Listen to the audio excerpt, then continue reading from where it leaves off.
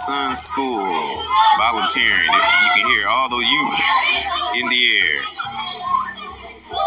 Just want y'all to hear the youthful sounds and also show that I'm volunteering. Salute to the faculty, children, teachers. They all work very hard. And the principal.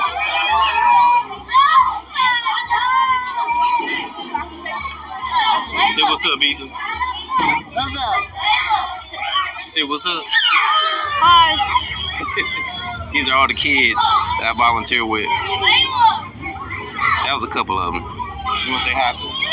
Say hi. What's up? Wait, is that a record? No, it's just a recording. I got a YouTube page. So I record it and I let people hear me volunteering. So it's just recording, that's all. Oh. So I can let people hear me volunteering. So they don't think I'm lying. So they like hear y'all in the background. They do it like this is because you can't take pictures. So I do it like this. You can't take pictures? Can't videotape. So I have to record.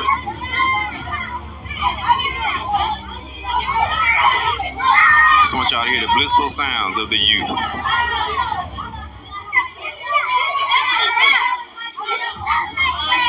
So Ethan, tell them what you learned today. Tell them what you worked on today. I worked on cursing. Cursing? Curses? Not cursing, but cursive, like writing? Yeah, cursive. Cursive, yeah. That's what you learned too? Cursive? I learned cursive, math, and I learned reading. Oh, cool. All right. So that's what all y'all learned today. Then I learned some big problems and multiplication. Oh, like cool. 11 times 12, that's 132. Huh. Cool. All right. Yep, y'all going to recess after this. All right, folks.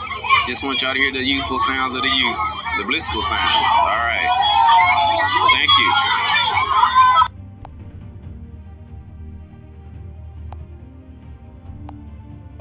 Get any problem with laws being passed or new persons being put in office, white liberals being put in office, there is nothing that the white man will ever do to bring about true, sincere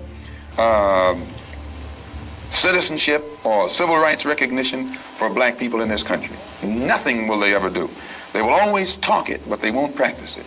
And with the Supreme Court, if the NAACP can tell me that they want a desegregation decision for me 10 years ago, but yet the schools haven't been desegregated, as I say, this is a victory with no victory.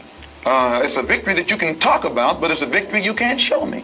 So if you represent the NAACP and you're telling me about this great victory you won for me, when I look at you, I have to conclude that either you have been duped yourself or else you are trying to dupe me. And in most instances where the civil rights struggle is involved, there is no civil rights leader can point to me one concrete gain, practical gain that black people have made in the civil rights field in this country, not only during the past 10 years, but during the past 100 years. Well, this just shows you the hypocrisy of the American white man. They talk out of both sides of their mouth.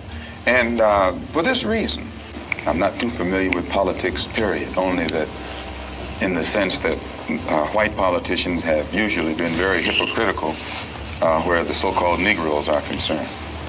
So I'm a bit disenchanted with politicians and politics. The Freedom Now Party, from what I understand, is headed by a man named Conrad Lynn. I know him. He probably means well. Before passing an opinion on what it is he's trying to do, I would like to analyze it and see who's subsidizing him, see who his friends are, especially who his white friends are. And after a careful analysis, if I could conclude that there was no white support, I would be inclined to have confidence in it. But if I saw him leaning too heavily upon his white liberal friends for support, then I'd be suspicious of that too. I'm suspicious of any Negro, be he politician, be he clergyman, or civic leader who is constantly patted on the back by whites.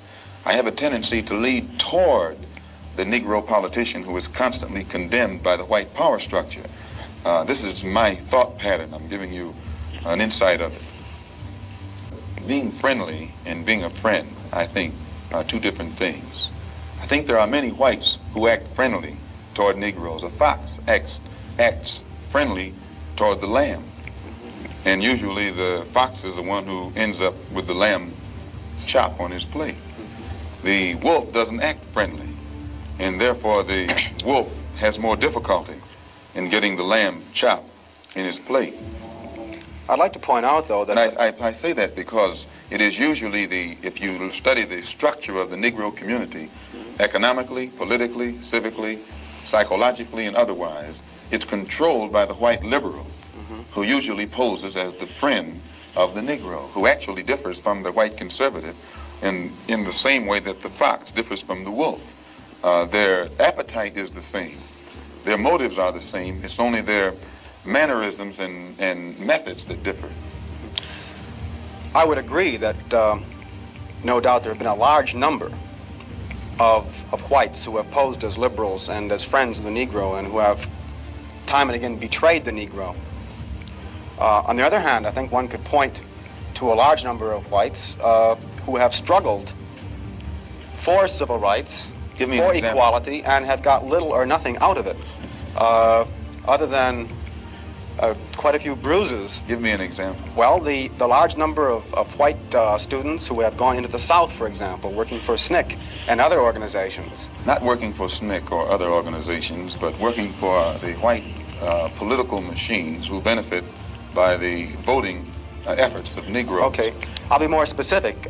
Now, whenever it takes a stoppage of something that's going to affect the white man, you find the white liberal absent. But when it involves something that primarily will affect the best interests of black people and black people only, then that white liberal is present. Herbert Hill is the labor secretary for the NAACP.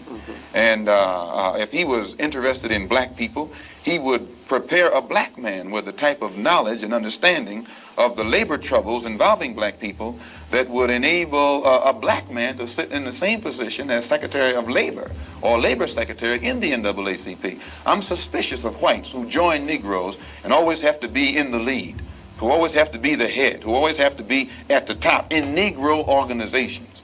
Those whites who really have the interest of blacks at heart, let them give some advice to some Negroes and stand on the sideline. But don't join the organization and then get at the head of it and pose as a friend of Negroes. I think that today you could point to a large number of Negro leaders who have consistently betrayed Negroes in a whole host of areas. They aren't really Negro leaders. These are puppets that have been put in front of the Negro community by white liberals.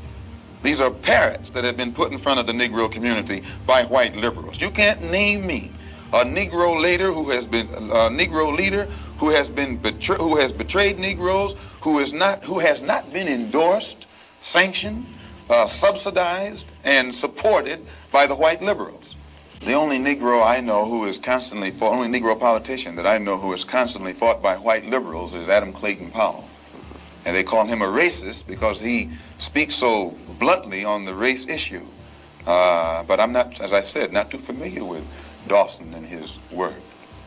In 1964, the black people should band together and do something about electing representatives, black representatives, politically, who have the rights and the best interests of the black people at heart. And that we should also unite together and sweep out of office all of the black political puppets who are used by the white power structure to continue white supremacy in our communities.